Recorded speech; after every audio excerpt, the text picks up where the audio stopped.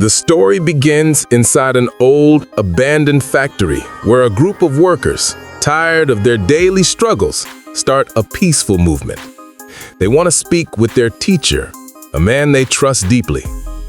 But outside the factory, a powerful security force blocks their way.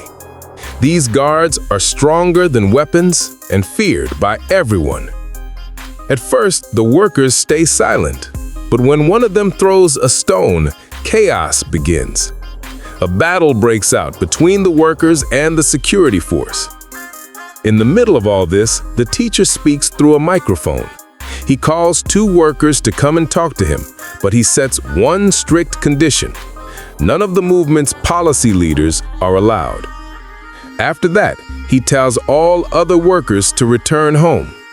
They trust him, they listen, and slowly everyone leaves.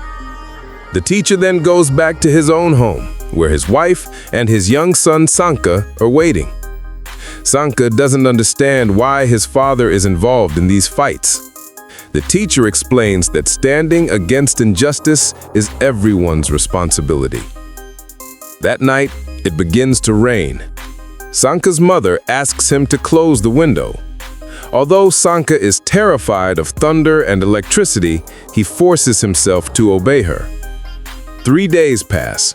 The workers who were supposed to meet the teacher still haven't returned. The teacher decides to investigate. Once again, he and his colleagues face the armed security team, and another clash erupts.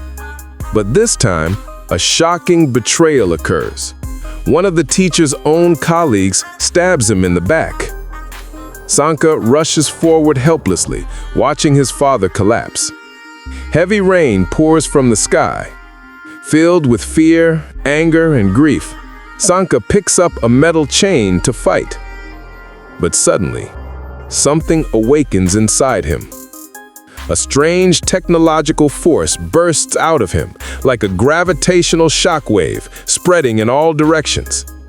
Everyone around him falls, and even Sanka is thrown aside by his own power. 1 year passes. Sanka and his mother struggle to survive. They move to another city and find work.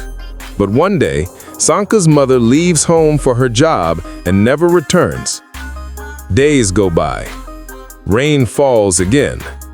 Sanka, left alone with hunger and fear, finally accepts that she is gone forever. He walks out of his home and begins living on the streets. One morning, a group of boys surrounds him. They beat him severely, cut his ear, and prepare to kill him. At the last moment, a car stops nearby. A man named Awang opens the door and rescues Sanka. Inside the car, Awang asks why Sanka fears the rain so much.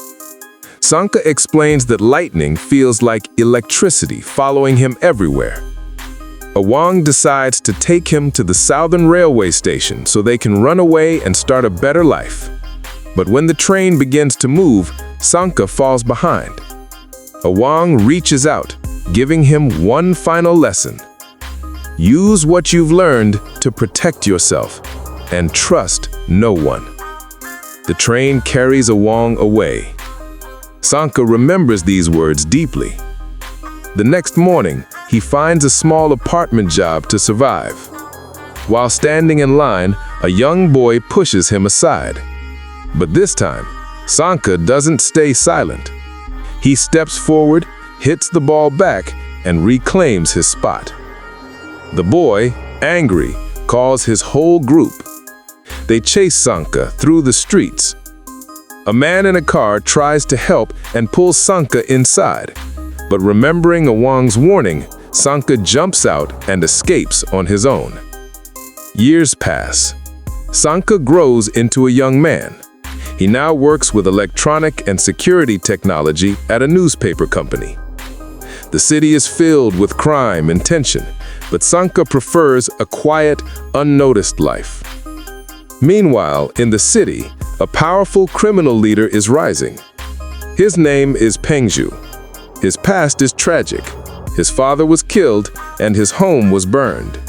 His face was permanently damaged. His uncle raised him in a cruel children's home where he and other kids were treated horribly. Pengju used his intelligence to form alliances.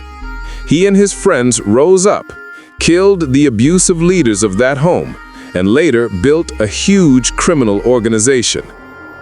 Soon, Pengju became one of the most feared names in the country.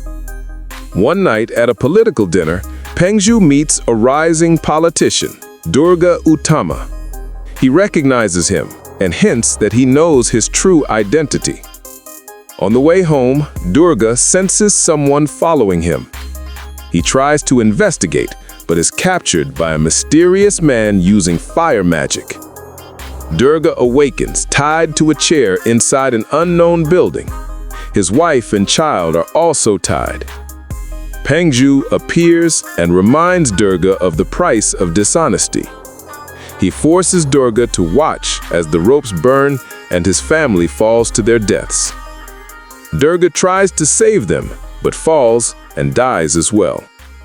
Meanwhile, Sanka wakes up in his apartment to the sound of someone trying to break into the next room. He doesn't want to involve himself in others' problems and ignores it. At work, he talks to a friend who wants to leave the violent city. While they're discussing, a desperate man runs into their office asking for help. He's being chased by a group trying to kill him. At first, Sanka refuses to get involved, but his colleague, Awang, opens the door and pulls the man inside. Yes, Awang is alive and working in the same city. He promises to take the man safely to the police. Awang tells Sanka that the city will never change if people like him always avoid helping others. These words stay in Sanka's heart. The next day, the same dangerous men break into the building searching for a woman named Ulan and her younger brother, Teddy. A terrible fight breaks out. Sanka is forced once again to face danger.